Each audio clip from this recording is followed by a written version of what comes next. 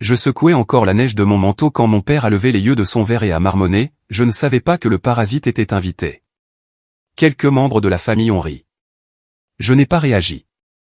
Pendant le dîner, j'ai lâché ma propre bombe et j'ai vu leur mâchoire tomber au sol. Je m'appelle Damien, 33 ans, un homme. J'étais encore en train d'épousseter la neige de mes épaules quand mon père a levé les yeux de son café et a dit assez fort pour que la moitié de la salle l'entende, « Regardez qui a enfin daigné se montrer. » Notre parasite a titré. Le mot est resté en suspens. Certains ont souri. D'autres ont détourné le regard. Quelques cousins ont même ri comme s'ils venaient de livrer la chute d'une blague qu'ils attendaient toute la soirée. Mon oncle Roger a gloussé. Je n'ai pas bronché. J'ai juste accroché mon manteau au porte-manteau et je me suis dirigé vers le siège le plus éloigné de la table principale, celui près de la fenêtre qui laissait passer les courants d'air. Je me suis dit que je resterais peut-être 90 minutes, que je mangerais un peu, puis que je m'éclipserais avant minuit. C'est arrivé l'hiver dernier, le soir du Nouvel An, lorsque ma sœur Camille a décidé d'organiser le dîner de famille chez elle à Écully, une belle maison. Des tomates, des plafonds hauts, une de ces cuisines qui semblent sortir d'un magazine. Son mari Paul en avait payé la plus grande partie avec son poste de cadre supérieur, mais personne ne parlait de cette partie-là. Ma famille n'est pas du genre à exprimer ses sentiments ou à s'excuser. En grandissant, j'ai dû apprendre à deviner ce que les gens pensaient avant qu'ils ne le disent à voix haute. Mes parents n'étaient pas violents au sens classique du terme. Pas d'yeux au beurre noir ou de repas sautés.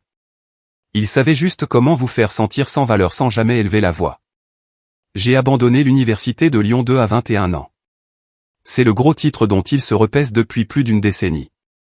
Peu importe que je sois parti parce que le logiciel que j'avais créé avait été racheté par une banque régionale et que je me suis retrouvé soudainement à gérer de vrais contrats. Peu importe que 3 ans plus tard, j'ai vendu ma participation pour assez d'argent pour ne plus jamais avoir à travailler si je ne le voulais pas. Pour eux, j'ai abandonné. Incapable d'affronter la vraie vie. Je suis l'exemple à ne pas suivre qu'ils sortent chaque fois que l'enfant de quelqu'un a des difficultés. Au moins, il n'est pas comme Damien. Je ne venais presque plus aux événements familiaux. La dernière fois, c'était il y a 2 Toussaint, quand ma mère m'a demandé si je faisais toujours ce truc avec les ordinateurs. C'était 6 mois après avoir conclu un contrat à 8 chiffres avec le gouvernement. Je me souviens l'avoir regardée de l'autre côté de la table, me demandant si elle était vraiment ignorante ou si elle jouait juste un rôle. J'étais resté silencieux, mais cette fois, c'était différent. Camille m'a appelé personnellement 3 jours avant le Nouvel An. Elle a dit que je lui manquais. Que la famille n'était pas complète sans moi. Puis elle a laissé tomber la phrase qui m'a fait hésiter. Elle a dit que papa et maman avaient demandé de mes nouvelles. Qu'ils voulaient renouer le contact. Contre toute cellule cérébrale fonctionnelle que j'avais, j'ai dit peut-être. Puis les jours ont passé et j'ai pensé, quel est le pire qui pourrait arriver? Se pointer, manger un peu, et partir avant le décompte de minuit. Je suis arrivé chez eux à 20h30, assez tard pour manquer les apéritifs. La maison était toute illuminée et pendant peut-être 5 secondes, je me suis laissé croire que cette fois serait différente. Puis mon père m'a vu le premier. Notre parasite a titré. La salle à manger était bondée, une longue table couverte de décorations dorées et argentées. Des verres sophistiqués déjà à moitié vides. Chaque siège était occupé sauf le mien, dans le coin. Je suis passé devant des parents que je reconnaissais à peine. La sœur de ma mère, Sophie, m'a lancé un regard de sympathie. Mon cousin plus âgé, Alexandre, parlait fort de sa promotion. Ma mère m'a à peine remarqué. Elle a juste dit « Oh, bien. Tu as pu venir », puis est retournée à sa conversation. Je me suis assis et j'ai observé. Alexandre tenait la vedette en parlant de son bureau d'angle. Tout le monde hochait la tête, levait son verre, faisait semblant d'être impressionné. J'ai pioché dans la corbeille à pain. Puis, à mi-parcours du plat principal, quelqu'un a teinté son verre. Mon oncle Roger s'est levé, déjà pompette, et a annoncé qu'il était temps pour le bilan annuel des réussites. Mon estomac s'est noué. J'avais oublié cette tradition. C'était un truc qu'ils avaient commencé des années auparavant. Chacun à son tour partage ses victoires de l'année écoulée, promotion, réussite, gros achats. C'était censé être motivant. En réalité, c'était juste une occasion pour les gens de se vanter et pour les autres de se sentir inadéquats. La table a fait le tour, un par un. Alexandre a parlé de son augmentation. Ma tante Brenda a mentionné que son fils était entré en fac de droit. Camille a partagé que Paul avait été débauché pour un poste de vice-président. Tout le monde a applaudi et félicité. Puis ce fut mon tour. Camille a essayé de me sauter, mais Roger a ri et a dit « Et Damien ?» Toujours en train de se chercher. J'ai levé les yeux. Toujours en train de me chercher, ai-je répété d'un ton neutre. Quelques personnes ont ricané. C'est alors que Paul s'est penché. « Et mec, où est-ce que tu travailles ces jours-ci » J'ai fait une pause. Une partie de moi voulait donner une réponse vague, mais j'en avais marre de me faire tout petit.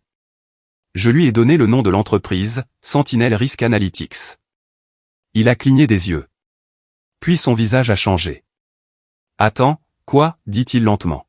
« Tu travailles chez Sentinel. »« Je la dirige » ai-je dit. « Pardon ?» Il semblait confus. « Ouais. Je l'ai fondée il y a 7 ans. » La table est devenue silencieuse. Un silence de mort. Le genre de silence où les fourchettes restent figées en l'air. Et c'est là que j'ai réalisé que personne ici ne savait. Aucun d'entre eux n'avait jamais pris la peine de demander ce que je faisais réellement. Ils avaient juste décidé que j'étais un échec. Paul me fixait comme si une deuxième tête venait de me pousser. Punaise. J'ai pris une longue gorgée d'eau. Je les ai laissés mariner là-dedans. Qui, a dit mon père, son ton sec, défensif. Paul a regardé autour de la table comme s'il attendait que quelqu'un d'autre explique. Comme personne ne le faisait, il s'est tourné vers moi. Sentinel Risk Analytics est l'un des plus grands noms de la détection de fraude dans la fintech. Il travaille avec la moitié des grandes banques du pays. J'utilise leur logiciel tous les jours au travail. J'ai pris une gorgée d'eau et j'ai attendu. Ma mère a ri. Ce faux rire cristallin qu'elle utilisait quand elle était mal à l'aise. Damien ne dirige rien du tout. Il fait une sorte de travail informatique, en freelance. Paul a secoué la tête. Non, je suis sérieux. J'ai assisté à des réunions où les gens parlent de Sentinel comme de la référence absolue. Ils ont démantelé cet énorme réseau de fraude à Marseille l'année dernière. Ça a fait économiser quelque chose comme 400 millions d'euros à la banque. Il a sorti son téléphone, tapant rapidement. Puis il a tourné l'écran vers Camille. C'est lui. C'est ton frère. Camille a regardé le téléphone, puis moi, puis de nouveau le téléphone. Son visage est devenu pâle. Damien, c'est vrai? J'ai hoché la tête. Ouais, c'est vrai. L'ambiance dans la pièce a complètement changé. C'était comme regarder des dominos tomber. D'abord la confusion, puis l'incrédulité, puis quelque chose de plus laid. Du ressentiment peut-être, ou de la gêne. Mon père a posé sa fourchette brutalement. Tu veux dire que tu diriges une entreprise de technologie et que tu n'as jamais pensé à le mentionner? Vous n'avez jamais demandé, ai-je dit, la voix calme. Ce n'est pas la même chose. Ma mère est intervenue. Tu nous as laissé croire que tu avais des difficultés. Tu nous as laissé nous inquiéter pour toi. Vous inquiétez pour moi, c'est ça? Quand exactement étiez-vous inquiet, ai-je demandé. Quand vous m'avez traité de parasite 5 minutes après mon arrivée? Ou quand vous m'avez demandé si je faisais toujours ce truc avec les ordinateurs? Ou peut-être quand vous avez dit que je gaspillais mon potentiel et que j'aurais dû rester à l'université? Damien, a commencé Camille. Sa voix était douce, m'avertissant de reculer. Mais j'en avais fini de reculer. Je ne vous l'ai pas dit parce que ça ne servait à rien, ai-je continué. Vous aviez déjà décidé qui j'étais. Alors oui, j'ai arrêté d'essayer. Alexandre, parce qu'il ne supporte physiquement pas de ne pas être le centre de l'attention, s'est raclé la gorge. Enfin, soyons sérieux. Diriger une entreprise et fonder une entreprise sont deux choses différentes. Beaucoup de gens ont des titres ronflants. Paul l'a interrompu. Non, j'ai littéralement vu Damien faire une présentation à une conférence il y a 2 ans, conférencier principal. Il parlait des applications de l'apprentissage automatique dans la détection de fraude. Je n'ai pas fait le lien jusqu'à maintenant parce que je ne savais pas que le frère de Camille travaillait dans la fintech. Il m'a regardé. Mec, je suis désolé. Je n'avais aucune idée que tu vivais ça. Le visage de mon père était rouge maintenant. Tu te crois tellement meilleur que tout le monde ici? C'est ça le but? Une sorte de démonstration de force? Non, ai-je dit. Je pense que j'en ai marre d'être traité comme si je n'existais pas. Sauf quand vous avez besoin de quelqu'un sur qui vous défouler. Personne n'a rien dit. Oncle Roger fixait son assiette. Ma cousine Nicole aurait voulu être n'importe où ailleurs. Même Alexandre était devenu silencieux. C'est alors que mon cousin Adrien a parlé. Il avait environ 4 ans de moins que moi. Il travaillait dans la conformité financière. On s'était toujours bien entendu, mais on ne gardait pas vraiment le contact. J'ai entendu parler de Sentinelle, a dit Adrien doucement. On a failli les engager l'année dernière pour notre refonte de la détection de fraude. Le prix était assez élevé cependant, genre un demi-million d'euros pour la mise en œuvre. Il m'a regardé. C'est exact? Plus ou moins, ai-je dit. Ça dépend de la taille de l'institution et du niveau d'intégration qu'ils veulent. Adrien a hoché la tête. Puis il a fait un rapide calcul mental. Si tu gères des contrats comme ça avec de grandes banques, tu brasses quoi, environ 10 millions d'euros par an de revenus? Plus que ça, ai-je dit, mais qui compte? Un autre silence a suivi. Plus lourd cette fois, car maintenant ce n'était plus un succès abstrait. Maintenant, il y avait des chiffres attachés, de vrais chiffres qui rendaient impossible de le rejeter.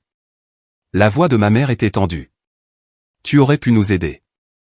Nous avons eu des difficultés. Le compte de retraite de ton père a pris un coup il y a quelques années. Nous avons dû refinancer la maison, et tu étais juste assis sur tout cet argent. Je me suis tourné pour la regarder. Vraiment? C'est par là qu'on va maintenant. Je vous dois quelque chose. Tu es de la famille, a-t-elle dit. Comme si le mot famille était un sort magique qui effaçait une décennie de cruauté. C'est ça, ai-je répété. La même famille qui m'a traité de parasite ce soir. Mon père s'est levé, la chaise raclant bruyamment. Tu as toujours eu un problème de comportement. Non, ai-je dit en me levant aussi. J'ai juste compris que les règles étaient truquées et j'ai arrêté de jouer. C'est exactement de ça que je parle, a-t-il rétorqué. Ingrat. Égoïste. Avoir de la chance, ai-je dit. C'est comme ça qu'on appelle 7 ans de semaine de 80 heures à construire quelque chose à partir de rien pendant que vous disiez à tout le monde que j'avais échoué? Camille s'est levée aussi. Ok, tout le monde se calme. C'est le réveillon du nouvel an. On peut ne pas faire ça? Mais c'était trop tard. Ma mère s'est tournée vers moi. Si tu réussissais si bien, tu aurais au moins pu envoyer de l'argent. Je l'ai fixé. Tu ne m'as pas parlé pendant 2 ans après que j'ai quitté l'université. Personne n'a rien dit. Vous ne vouliez pas d'une relation, ai-je continué. Vous vouliez un distributeur de billets, mais seulement après avoir découvert que j'avais de l'argent. Avant ça, j'étais juste le parasite. J'ai attrapé mon manteau et je me suis dirigé vers la porte. Damien, ce n'est pas juste, a dit Camille. Sa voix s'est brisée. Je me suis arrêté, je me suis retourné. Tu sais ce qui n'est pas juste, ai-je dit, passer 12 ans à être traité comme si j'étais sans valeur.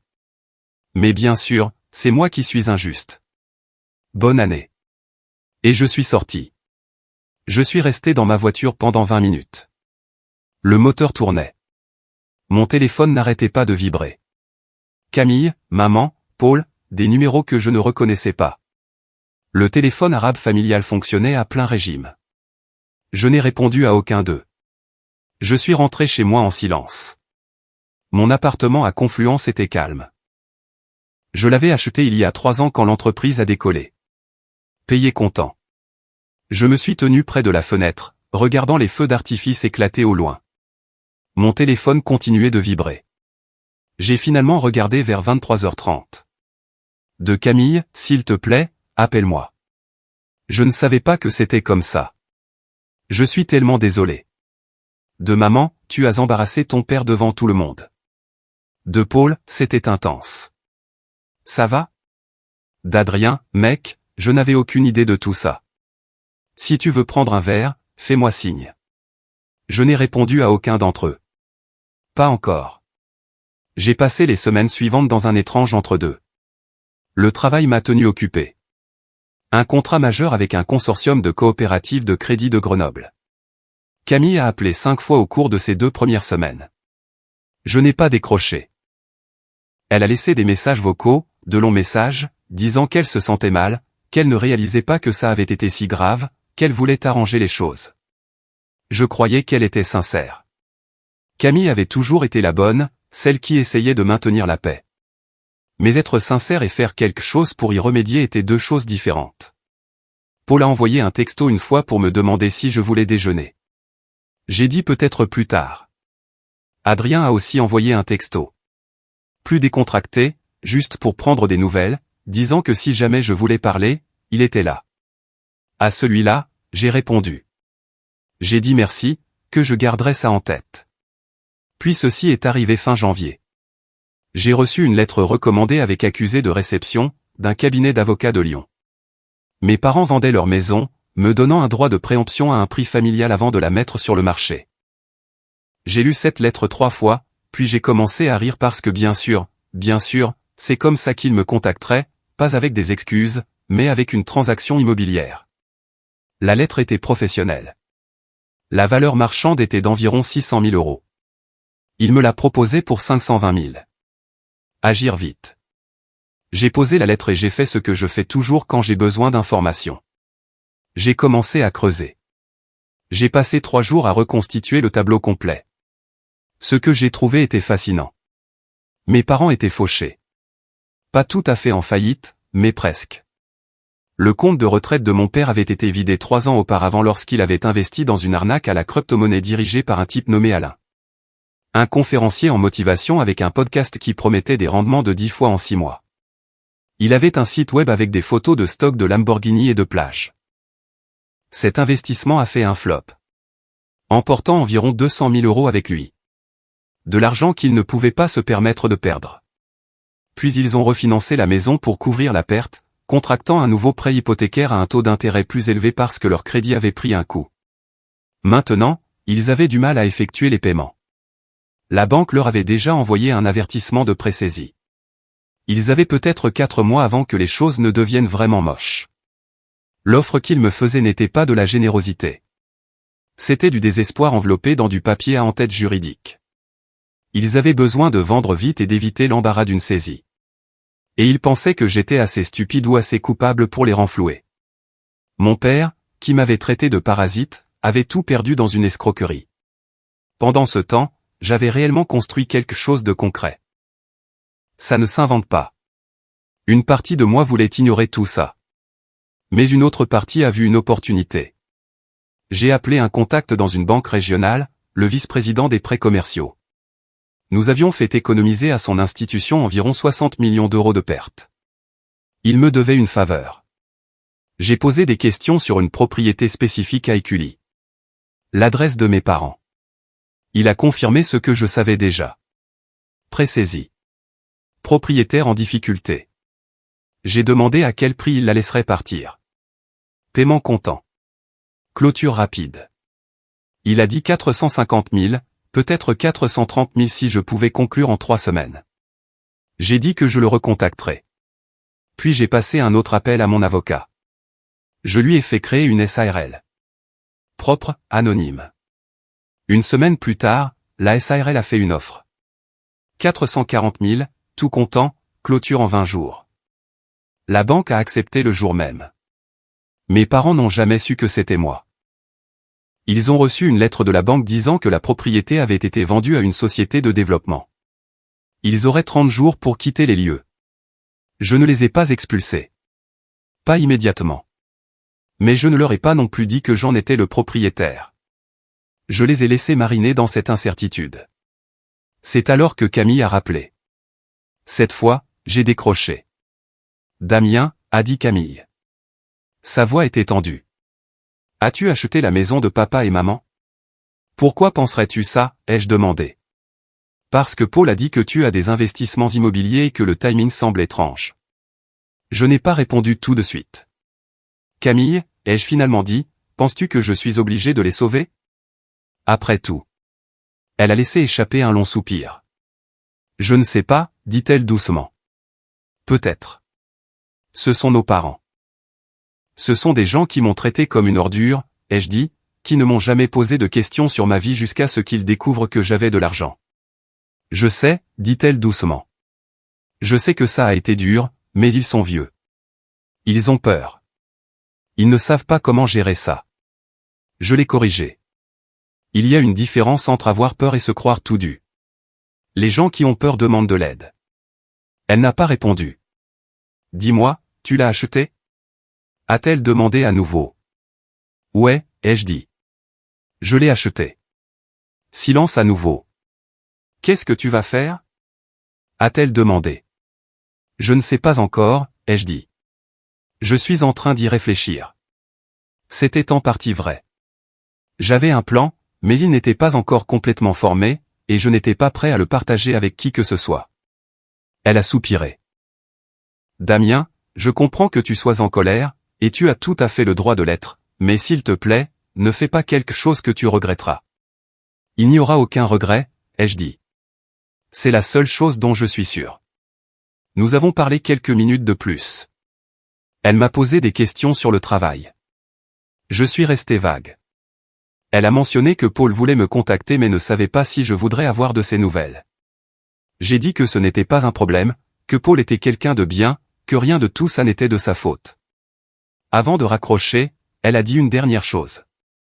Adrien a demandé de tes nouvelles. Il veut t'aider s'il le peut. Aider pourquoi, ai-je demandé. Je ne sais pas, a-t-elle dit. Mais il semble sincère à ce sujet. J'y ai pensé après avoir raccroché. Adrien, le cousin qui avait toujours été en arrière-plan, qui travaillait dans la conformité financière, qui avait nonchalamment laissé tomber ce détail sur le fait que les contrats de Sentinelle valaient beaucoup d'argent. Peut-être qu'il voyait quelque chose que les autres ne voyaient pas, ou peut-être qu'il était juste une autre personne essayant de se rapprocher maintenant qu'il savait que je valais quelque chose. Quoi qu'il en soit, je lui ai envoyé un texto, disant que j'étais libre pour un verre s'il était toujours intéressé. Il a répondu en moins de 5 minutes. Que dirais-tu de ce vendredi? Nous nous sommes retrouvés dans un bistrot du centre-ville de Lyon. Rien de chic. Adrien est arrivé pile à l'heure. Alors, a-t-il dit après que le café soit arrivé, c'était un sacré nouvel an. J'ai ri. C'est une façon de le dire. Il a pris une gorgée. J'y ai beaucoup pensé. Au fait que personne ne savait.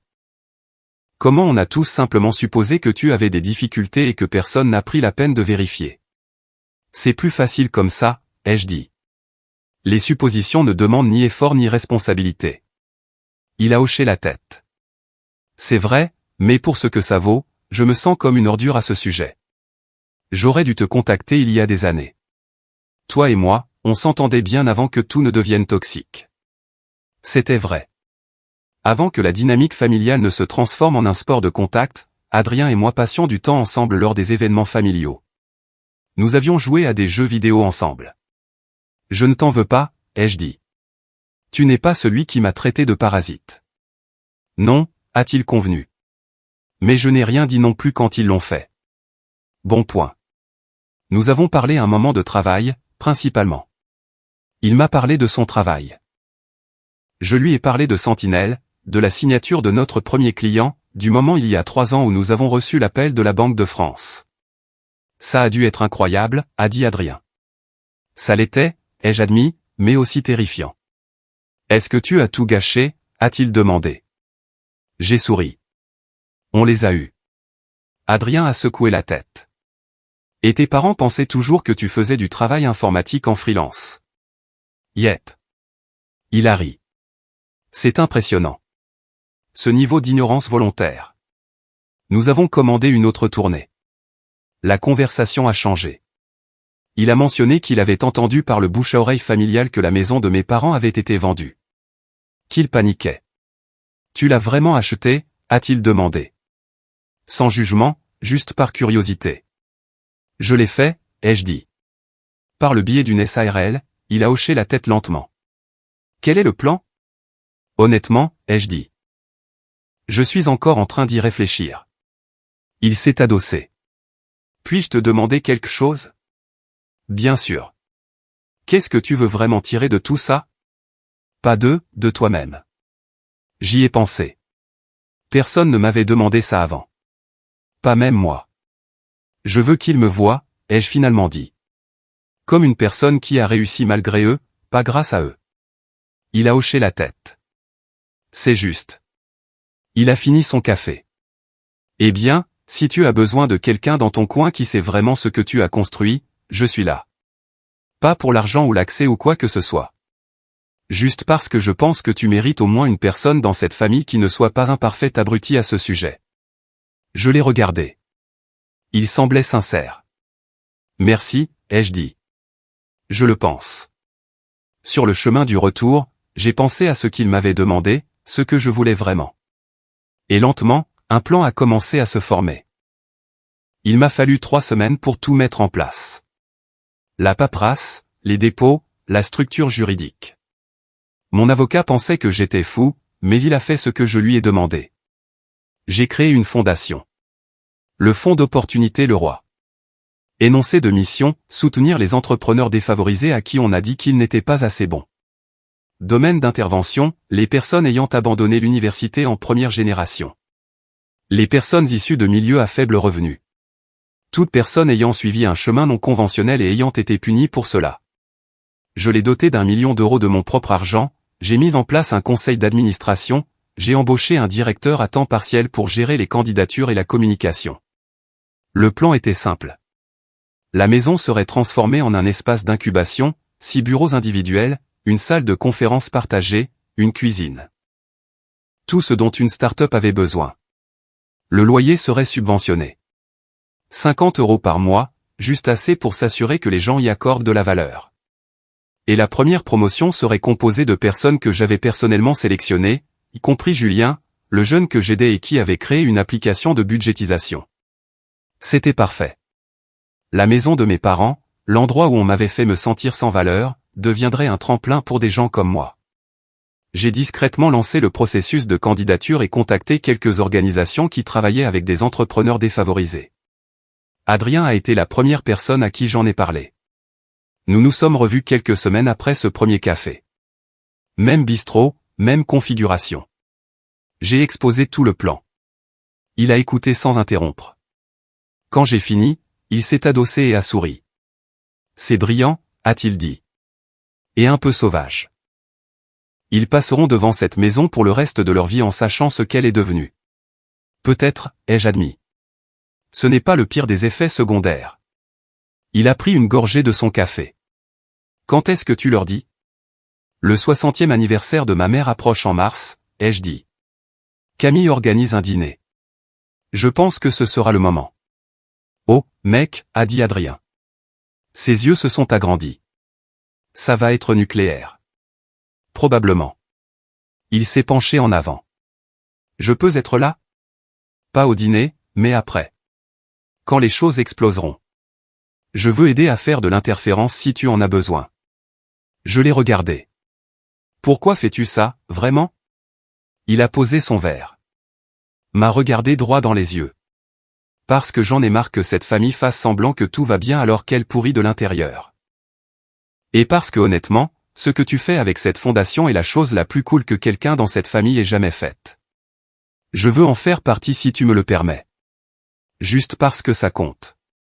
D'accord, ai-je dit. Tu peux aider. Nous avons passé l'heure suivante à planifier comment ça se passerait. Adrien a mentionné qu'il pourrait aider avec le côté conformité financière de la fondation, s'assurer que tout était juridiquement irréprochable.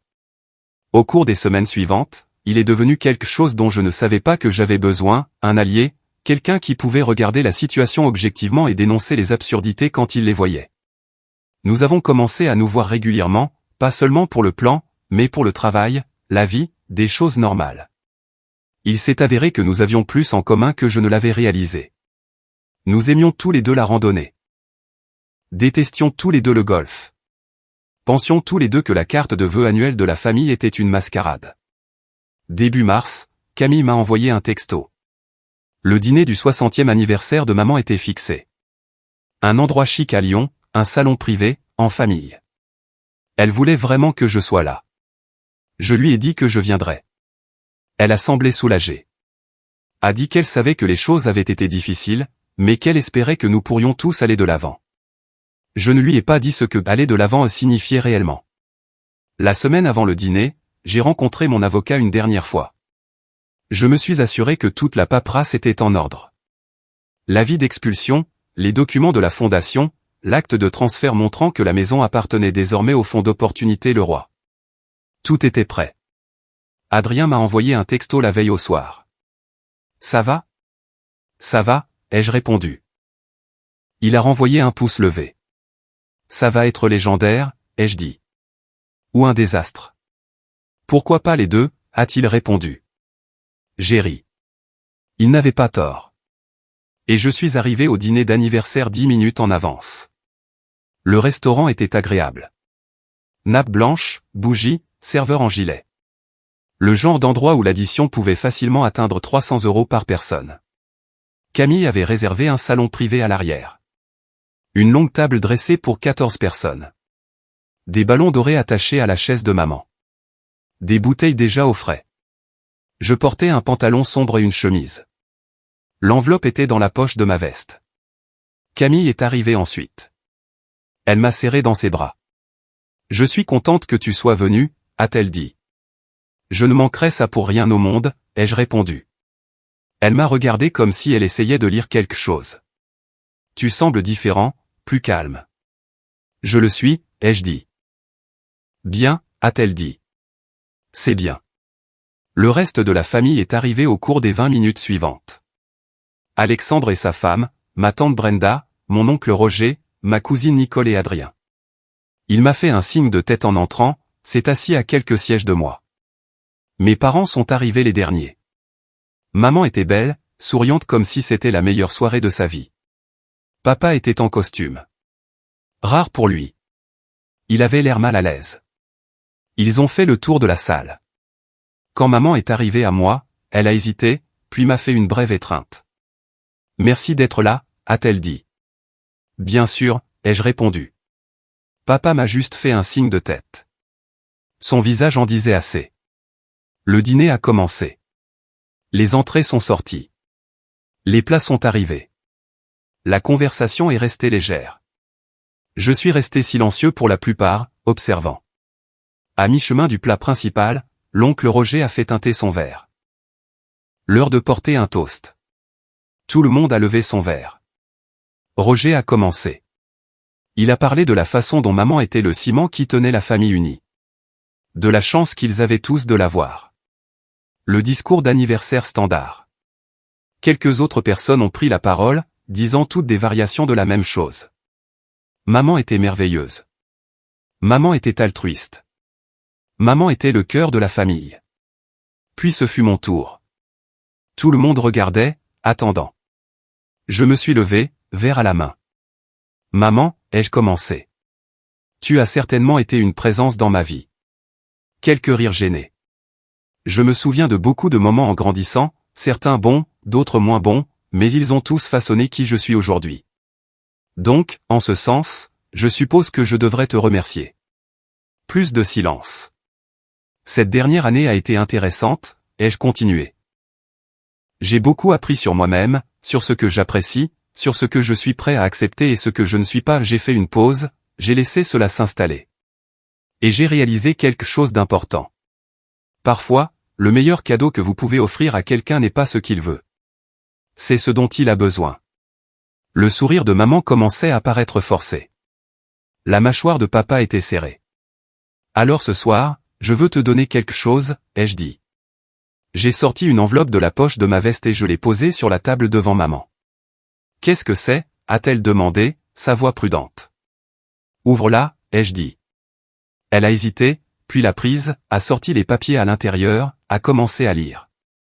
Son visage est devenu blanc. J'ai continué à parler.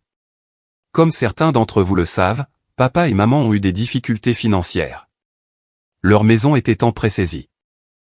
Ils avaient besoin de vendre rapidement. Je pouvais voir le visage de papa devenir rouge. Les mains de maman ont commencé à trembler.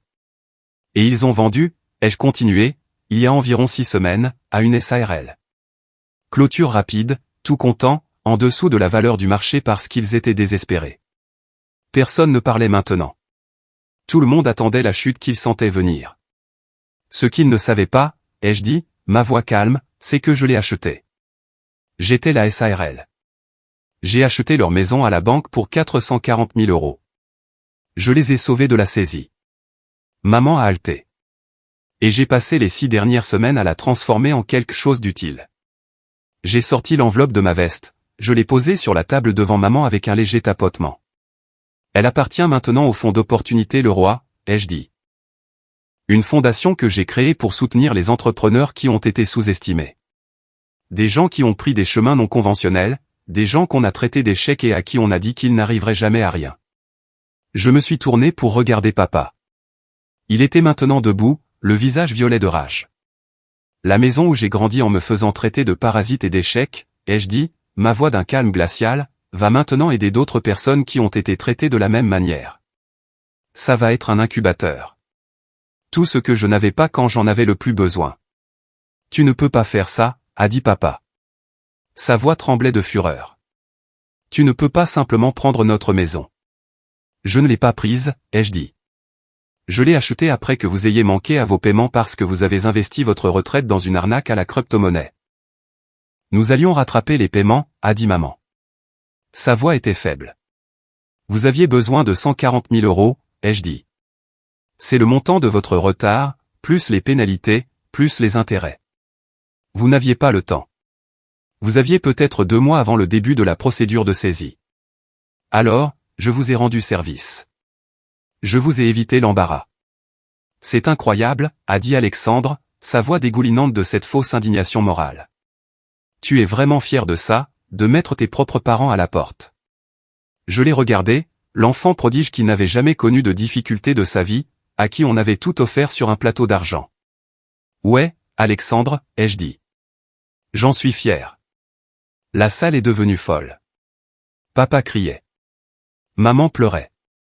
Alexandre et ma tante parlaient en même temps. Camille avait l'air de vouloir disparaître. La seule personne qui ne réagissait pas était Adrien.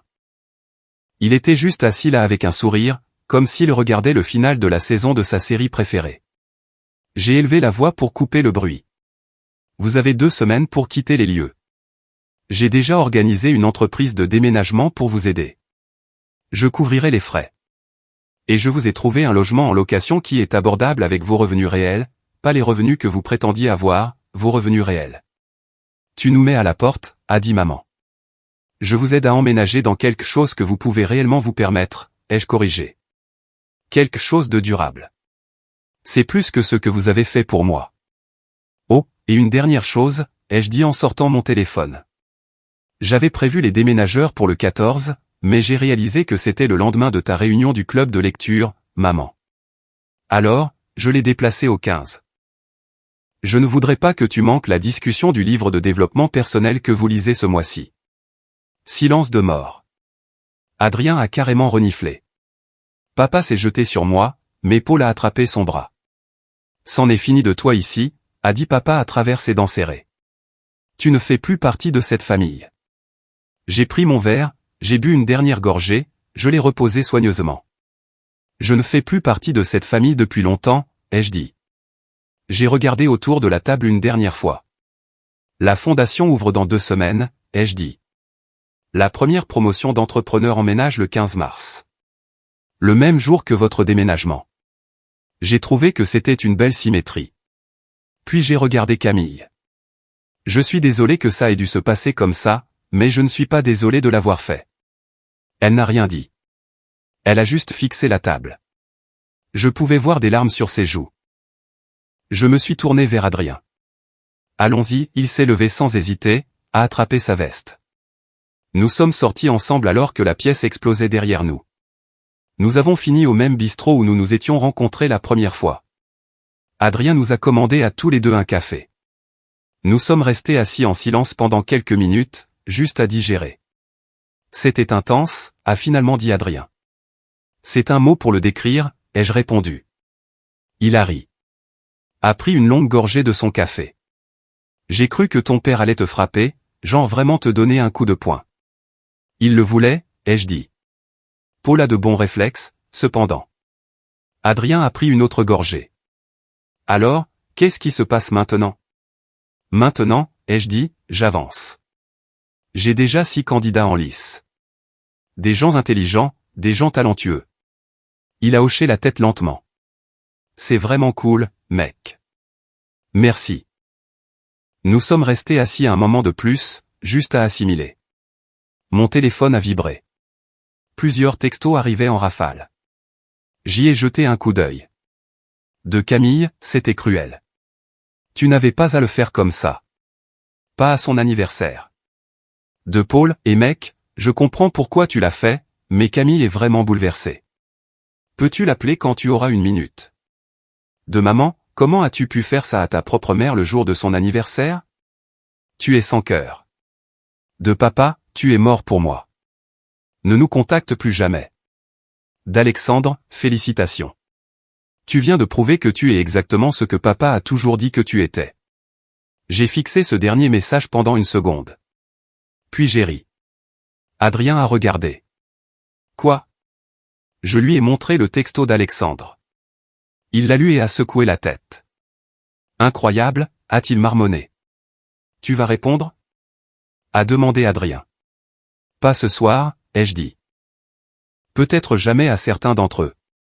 Il a hoché la tête. Nous avons commandé une autre tournée. La conversation a changé. Il m'a parlé d'une idée de start-up qu'il avait en tête. Quelque chose sur l'automatisation des flux de travail de conformité. Je lui ai parlé de l'incubateur. J'ai dit que s'il voulait un jour le poursuivre sérieusement, je pourrais lui offrir un espace. Il a dit qu'il y réfléchirait. Vers minuit, nous avons payé l'addition et sommes partis. Adrien m'a fait un check du point sur le parking. Je suis rentré chez moi avec les fenêtres baissées, l'air froid de mars s'engouffrant. Quand je suis rentré chez moi, je me suis tenu devant ces baies vitrées, regardant les lumières. La même vue que le soir du Nouvel An 3 mois plus tôt, mais c'était complètement différent maintenant. Mon téléphone a de nouveau vibré. J'ai failli l'ignorer, mais j'ai vu que c'était de Julien, le jeune avec l'application de budgétisation que je mentorais. De Julien, mec, je viens de recevoir l'email d'acceptation pour l'espace de l'incubateur. C'est fou. Merci beaucoup. Tu n'as aucune idée de ce que ça signifie. J'ai souri, j'ai répondu, tu l'as mérité. Ne gâche pas l'opportunité. C'était de ça qu'il s'agissait. Pas de vengeance. Pas de prouver quelque chose à des gens qui ne le comprendraient jamais de toute façon. Juste créer des opportunités pour des gens qui les méritent. Être la personne dont j'avais besoin quand j'avais 21 ans, effrayé et seul, et qu'on me disait que je n'arriverais jamais à rien. La maison ouvrirait dans 2 semaines. 6 entrepreneurs emménageraient, commenceraient à construire leur rêve dans les mêmes pièces où les miens avaient failli être détruits. La boucle était bouclée. Le lendemain matin, la directrice de la fondation a appelé, disant que 3 autres candidatures étaient arrivées pendant la nuit. Je lui ai dit de les examiner. De m'envoyer les meilleurs candidats. Ce soir-là, mon téléphone a sonné. Numéro inconnu. Allô, Damien Leroy. Oui, c'est David Dubois. Je dirige une société de capital risque ici à Lyon. J'ai entendu parler de ce que vous faites avec le fonds d'opportunité Leroy. Un de mes amis connaît l'un de vos candidats. J'aimerais discuter des opportunités de partenariat potentiels, peut-être un financement de démarrage pour les diplômés. Je me suis adossé sur mon siège. Bien sûr, ai-je dit. Nous avons parlé pendant 10 minutes. Il voulait fournir un financement de démarrage pour les diplômés de l'incubateur. Voulait sponsoriser une partie de la programmation. Avait des relations avec d'autres investisseurs en capital risque qui pourraient être intéressés. J'ai pris ses coordonnées. J'ai dit que je le recontacterai la semaine prochaine. Après avoir raccroché, je suis resté assis là 1 minute et j'ai souri. C'était vraiment en train d'arriver. Je me sentais fier. J'ai pensé à mon père m'appelant un parasite. À la demande immédiate d'argent de ma mère quand elle a découvert que je réussissais. À toutes ces années à me sentir insuffisant. Et j'ai réalisé quelque chose. Je n'avais jamais eu besoin de leur validation. J'avais juste besoin d'arrêter d'attendre la permission d'être fier de ce que j'avais construit.